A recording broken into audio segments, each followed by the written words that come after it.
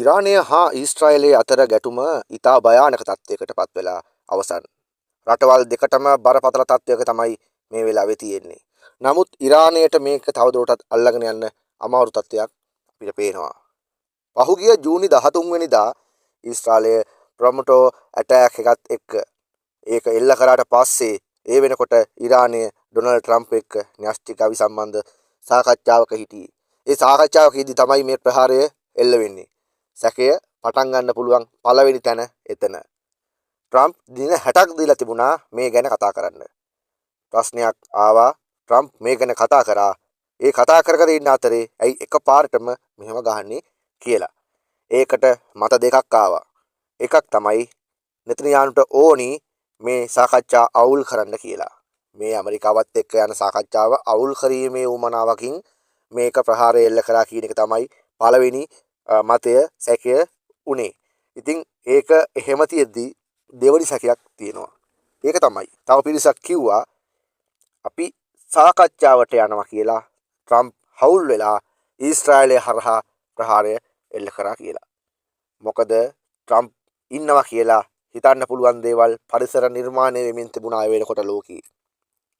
මොකද බලඇණි අතිරේක බලඇණි වල කරපු වෙනස්කම්, ඒ වෙනස් කිරීම සහ වැඩි කිරීම, ස්ථානගත කිරීම, ඒ වගේම යුද නැව් ස්ථානගත කිරීම, ගුවන සහ මහ මුහුද ප්ලෑන් කරපු විදිහත් එක්ක ඒ සැකය ඒ රටවල විද්වතුන්ට, දේශපාලන බලධරීන්ට, දේශපාලන විචාරකයන්ට ආවා. මේ ප්‍රහාරය ඊශ්‍රායලයේ පුරාවට දැවැන්ත රැලි 3කින් කරපු ප්‍රහාරයක්. හරියටම ඉලක්ක කරගෙන පළමු ප්‍රහාරය දුන්නේ රටේ හොඳම ආරක්ෂක මර්මස්ථාන ටිකට. දෙවෙනි ප්‍රහාරය දුන්නා ඊශ්‍රායලයට ඉරානය විසින් ගහන්න පුළුවන් කියලා සැක හිතිච්ච ඒරියා ටිකටම ගැහුවා. තුන්වෙනි ගැහුවා ඉරානයේ යුද නායකයෝ රැස් වෙන අඩි ගාණක් යට තිබිච්ච ඒ සම්පූර්ණ ඒරියා එකටම ගැහුවා. ඒ ගහන තැන්වල ඔත්තු හරියට බලාගෙන ඒ ගහන තැන්වල හරි නිශ්චිත ඔත්තුවට ඒ ආපු විදිය කොහොමද දන්නේ නැහැ. කොහොම හරි ඔත්තුවට හරිම තැනට හරිම වෙලාවට උන්ට ගහින්න හැකියාවක් ලැබුණා. මේවා ඇමරිකන් යානා මගින් අහසත් ඇල්ලුවා. ඉරානියත් ගැහුවා. ටෙලිඅවි වලට සහ වරායට ගැහුවා. ඉතින් එහෙම ගහගෙන ආවා. ඉරානයේ නෙස්ටික බලාගාර ඒ සම්පූර්ණ තියෙන ප්‍රදේශවලටම ගැහුවා. ඉරානයේ පොළොව යට ගහන්න ඊශ්‍රායලයට අවි වලට බෑ. ඉරානයේ තියෙනවා අඩි 200ක් විතර යට අඩි 16000කට වැඩි ඝනකම් තියෙන ඒ පොළොව යට හදපු මේ ඔවුන් සාකච්ඡා කිරීම සඳහා හදාගත්ත බලාගාර සහ ඒ යට හදාගත්ත සාකච්ඡා කිරීමට ආරක්ෂිත ස්ථාන තියෙනවා. ඒ ආරක්ෂිත ස්ථාන වලට ගහන්න ඊශ්‍රායලයට තියෙන අවි වලට ගහන්න බෑ. ඒකට පුළුවන් එකම අවි තියෙන්නේ ඇමරිකාවේ. ඒ ඇමරිකාවට ගහන්න සැලසුම් කරන්නේ ඇමරිකාව. ඊශ්‍රායලයේ ඇමරිකාවේ සහාය පතන්නේ මේ යුද්ධ මේ ඉතිහාසය වෙනස් කරමින් මේක ඉවරම්ම කරලා දාන්න. නැතුව වෙන දෙයකට නෙවෙයි.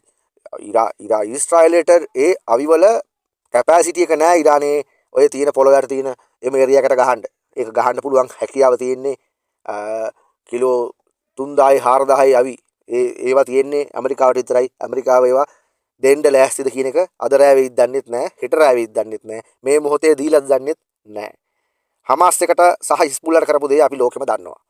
ඔවුන් ප්‍රහාරයට දීර්ඝකාලීනව සැලසුම් යොදනවා. අද ඊයේ ප්ලෑන් නෙවෙයි ගහන්නේ. හිතා ගහන්නේ.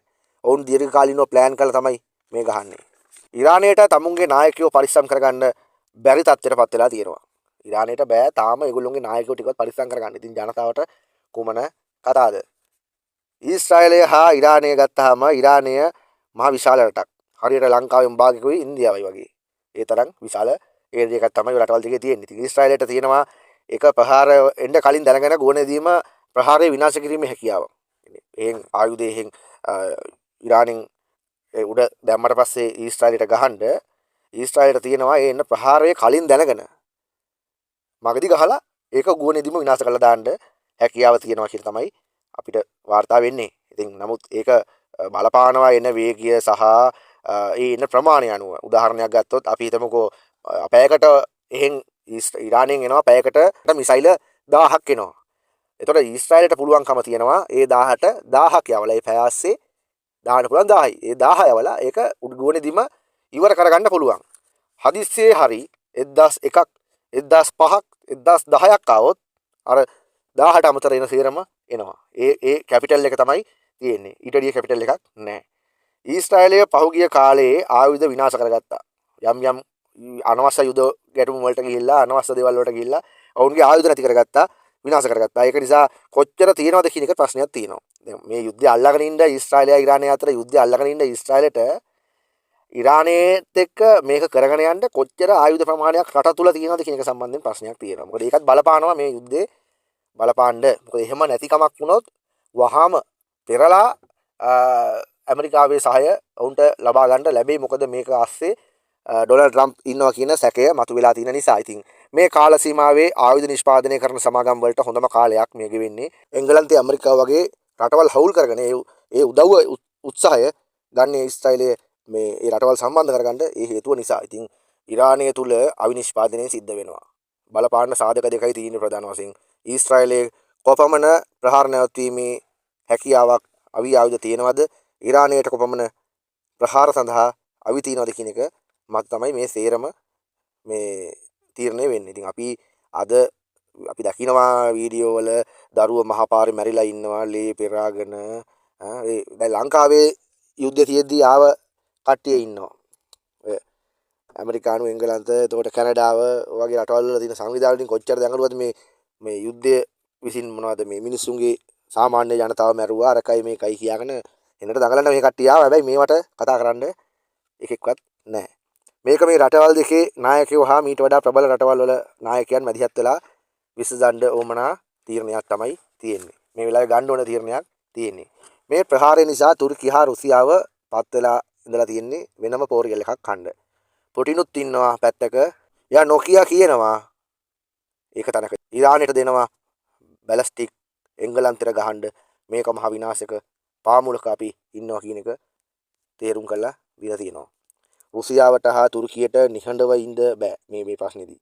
අරාබි බල තුලනේ විනාශ වෙලා ඔක්කොම අවුල් වෙලා ඒ අරාබි රටවල් වල මුස්ලිම්, සුන්නි මුස්ලිම්, ෂියා මුස්ලිම් ඒ කුල්ලොන්ගේ තනිකර තමාගේ මේ වර්ගයා එකම මුස්ලිම් වුණත් ඒක උස්සලා පෙන්නන්න තමයි උත්සාහ කරන්නේ. ඉරානය හා අපිට බලපාන විදි තියෙනවා. ඉරානය අපිට බලපාන විදි තියෙනවා. දැන් රනිල් වික්‍රමසිංහ ජී අතර ගිහිල්ලා එහෙදි නියම සද්දයක් දාලා කතා කරලා එනවා. නමුත් මේ ආණ්ඩුව සද්දයක් නැහැ. විමල් රත්නායකලා හැම සද්දයක් ඇත්තෙම නැහැ. සද්ද දාලටකුත් නැහැ. සද්ද දාලා දැම්ම තේරුමක් නැහැ. නමුත් මොන හරි දෙයක් එහෙම කියන්න හරි හැකියාවක් තියෙන්නේ රනිල් වික්‍රමසිංහට විතරයි පුළුවන් උනේ. ඉන්දියාව මේ වෙලාවේ හරියට ඉන්නවා. මොකද ඉන්දියාව කොහෙටවත් පාක්ෂික වෙන්න නැතුව මේ වෙලාවේ සිටිය යුතුයි. එහෙම නැතුව ඉන්දියාවට පක්ෂයක් තෝරගන්න, ඉන්දියාවට රටක් තෝරගන්න බෑ. මොකද වුන් මේ රටවල් සියලුම දේ එක්ක ගිවිසුම්ගත වෙලා තියෙන්නේ. ඉරානය හා ඉන්දියාව අතර ලොකු සම්බන්ධයක් තියෙනවා. ඒක අපිට බලපාන්නේ ඒ හොඳටම ඇති අපිට බලපාන්න. ඉරානයට ගැව්වොත් දකුණු ආසියාතික රටවල් වලට දැනෙනවා දැනෙILLක් ලොවෙත් නැති වෙන්න. මේ රටවල් දෙකේම අපේ රටේ ජනතාව ඉන්නවා. රට දුවන්න ඩොලර් ගේන්න ගිහින් විදේශ විනිමය හොයන්න ගිහිල්ලා ඉන්න මිනිස්සු ඉන්නවා. ඔවුන් ආරක්ෂා කරගන්න ලංකාවේ ආණ්ඩුව හොයලා බලන්න ඕනි. හොයලා බලලා තියා නිකන් වචනයක්වත් මතක් කරන්නේ නැහැ. එහෙම දැක්කෙත් නැහැ. නමුත් ඒගොල්ලෝ දැනගන්න ඕනි මේවා ගැන හොයලා බලන්න. ඒක මේ ආණ්ඩුව හොඳින් මතක තියාගන්න ඕනි. ලෝකේ බලවත් රටවල් එකතු වෙන්න ඕනි මේ යුද්ධයේ මහ විශාල වෙද්දක් වෙන්න කලින්. ලංකාව වගේම ලෝකයේ විශාල පරිහානියට ඇදගෙන යාමක් වෙනවා. මොකද ඉරාකයට වෙච්ච දේ අපි දන්නවනේ. ඒකම තමයි දැන් මේ ඉරානයට වෙන්නේ. පුටින් හා ජින්පින් එකතු වෙලා සාකච්ඡා කරලා තීරණයක් නොගත්තොත් ලෝකයේ විශාල ආර්ථික සංහාරයකට හා මනුස්ස සංහාරයකට, මානව සංහාරයකට ලක් වෙන්න පුළුවන්. ඉරානය විනාශ කරයි කියලා ගහලා හරි වෙන්න පුළුවන්. නමුත් ඔය එක රටක්වත් මේ යුද්ධය දිනන්න පුළුවන් වෙයි කියලා හිතන්න එපා. ඉරානයට ගැහුවා කියලා, ඉරානය දන ගැස්සුවා කියලා, පිදිනුවා කියලා කියන්න පුළුවන් මට්ටමක් ලැබෙන්නේ නැහැ. ට්‍රම්ප් කියන්නේ ලෝක සතෙක්. ට්‍රම්ප් කියන්නේ ලෝක කපටියෙක්.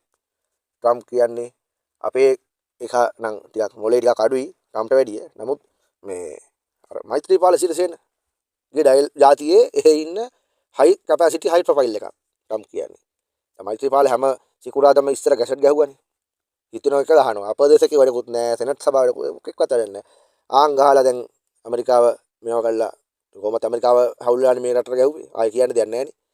ආන් ගහලා සෙනට් සභාවක් ගහලත් නැහැ. උපදේශකයන් ගහලත් නැහැ. දන්නෙත් නැහැ. ඌ වැඩේ කළා ඉවරයි.